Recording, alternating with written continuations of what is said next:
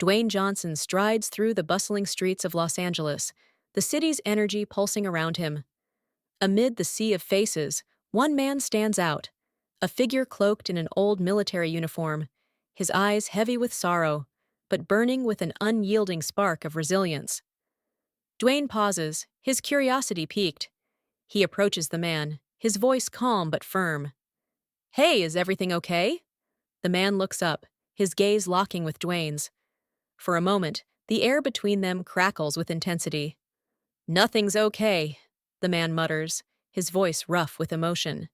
Who is this man? What battles has he fought, and what battles is he still fighting? And how will Dwayne Johnson become the catalyst for his redemption? The man introduces himself as Michael Carter, a veteran who served 2 tours in Iraq. His uniform, though faded, speaks of a time when he was a leader, a problem solver, and a man who carried the weight of his team on his shoulders. But the war left scars, not just the physical kind, but the kind that burrow deep into the soul. When Michael returned home, he found a world that had moved on without him. His wife, unable to cope with his nightmares and emotional distance, left him. His children, confused and hurt, grew distant. Job applications led to rejections, and soon, the weight of unpaid bills and mounting debts crushed him. Homeless and broken, Michael found himself standing on that corner, a shadow of the man he once was. As Dwayne listens to Michael's story, he notices the desperation in his eyes, but also something else, a flicker of determination. Michael mentions his engineering background, how he led teams to build bridges and repair infrastructure in war zones. Dwayne's interest deepens. "You've got skills," Dwayne says. "Skills that could change your life. What if I gave you a chance to use them again?" Michael is stunned. "Why me?" he asks, his voice trembling. Dwayne smiles, his tone steady. "Because I see a fighter in you, and fighters don't stay down forever." With nothing left to lose, Michael accepts Dwayne's offer to join his construction company. The first few days are grueling.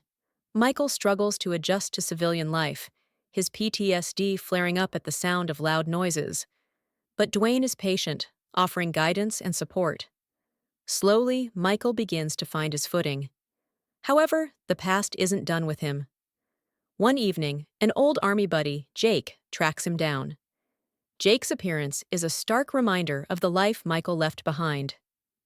"You owe me, Mike," Jake says, his voice low and threatening.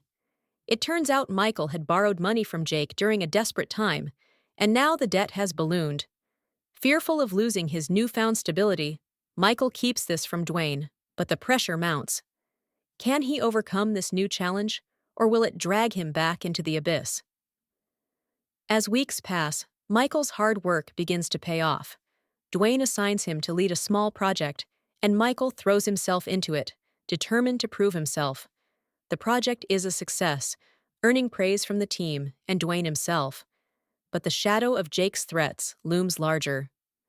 One night, Michael breaks down and confides in Dwayne. "I'm in trouble," he admits, his voice shaking. Dwayne listens, his expression unreadable. When Michael finishes, Dwayne places a hand on his shoulder. "You're not alone in this," he says. "We'll figure it out together." Dwayne offers Michael an advance to pay off his debt, but it comes with a condition. Michael must attend therapy to address his PTSD.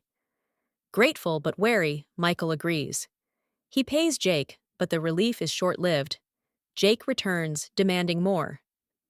"You paid your debts, but you still owe me," he sneers. This time, Michael doesn't back down. With Dwayne's support, he confronts Jake, using legal means to put an end to the harassment. For the first time in years, Michael feels a sense of control over his life. With the shadows of his past finally receding, Michael flourishes. He takes on bigger projects, his confidence growing with each success. Dwayne watches with pride, recognizing the transformation in the man he once found on a street corner. One day, Dwayne calls Michael into his office. "You've come a long way," Dwayne says. "I think it's time you took the next step." He offers Michael a partnership in the company. Michael is speechless, tears welling in his eyes. "I don't know how to thank you," he says. Dwayne grins. "You already have, by proving that second chances are worth giving." The story culminates in a celebration of Michael's success. Friends, family, and colleagues gather to honor his journey. Dwayne raises a glass, his voice carrying across the room. "Life gives us second chances. What matters is what we do with them."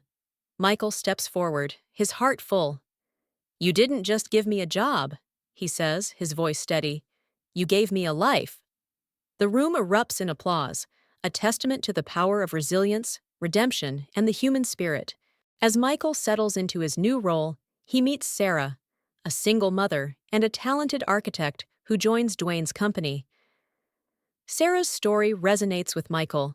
She too has faced her share of struggles, raising her daughter while battling societal prejudices.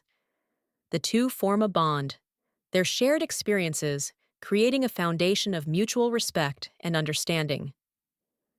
Sarah's daughter, Emily, quickly becomes a source of joy for Michael, reminding him of the family he once lost and the possibility of a new beginning. Meanwhile, Dwayne's company faces a new challenge. A rival construction firm, led by the ruthless businessman Victor Kane, attempts to sabotage their projects.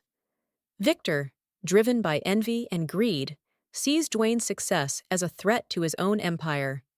He hires Jake to infiltrate Dwayne's company and gather insider information. Jake, still harboring resentment towards Michael, sees this as an opportunity for revenge. Jake's return stirs up old wounds for Michael, but this time he is not alone. With Dwayne's guidance and Sarah's support, Michael devises a plan to expose Victor's schemes. They gather evidence of Jake's involvement and Victor's illegal activities, presenting it to the authorities. The ensuing investigation leads to Victor's arrest and the collapse of his company. Jake, realizing the futility of his actions, disappears, leaving Michael to finally close that chapter of his life. As Michael continues to heal, he reconnects with his children. His ex-wife, seeing the positive changes in him, agrees to let him spend more time with them. The process is slow and fraught with challenges, but Michael's determination to rebuild his family mirrors his journey at work. He attends therapy sessions regularly, learning to manage his PTSD and becoming a better father and friend. Sarah's presence in Michael's life grows more significant. Their relationship evolves from friendship to something deeper, offering both of them a chance at love and companionship. Emily, who has grown fond of Michael, becomes a bridge between them, her innocence and joy bringing light into their lives. Dwayne, inspired by Michael's transformation, decides to launch a foundation to help other veterans reintegrate into civilian life. The foundation provides job training, mental health support, and housing assistance. Michael becomes the face of the foundation, sharing his story to inspire others. His journey from despair to hope becomes a beacon for those struggling to find their way. The story concludes with a grand event celebrating the launch of Dwayne's foundation. Michael stands on stage, surrounded by his colleagues, friends, and family.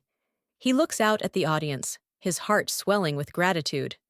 "This is not just my victory," he says.